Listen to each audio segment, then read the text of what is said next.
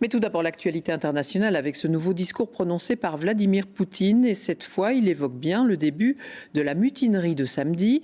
Il s'est adressé directement aux soldats du groupe Wagner en leur proposant une forme de contrat. Vladimir Poutine qui estime avoir œuvré pour éviter un bain de sang.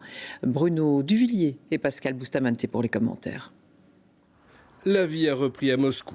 Le président a fait une déclaration pour remercier le peuple russe pour sa solidarité.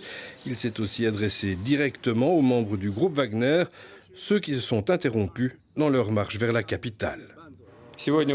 Aujourd'hui, vous avez la possibilité de continuer à servir la Russie en concluant un contrat avec le ministère de la Défense ou d'autres forces de l'ordre, ou de retourner auprès de votre famille et de vos amis.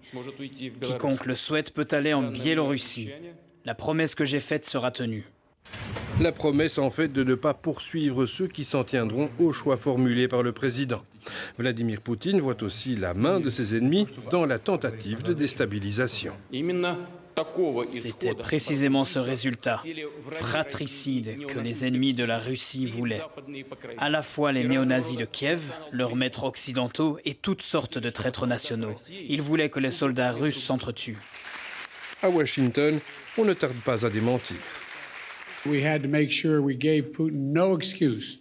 Let me emphasize, we gave Putin no excuse to blame this on the West or to blame this on NATO. We made clear that we were not involved. We had nothing to do with it. This was part of a struggle within the Russian system. En attendant, un avion appartenant à Evgeny Prigojine, le patron de Wagner, a été repéré faisant route vers Minsk, sans que l'on sache s'il était vraiment à bord. Moscou a aussi annoncé l'intégration d'armements lourds appartenant à Wagner aux forces armées de la Fédération de Russie.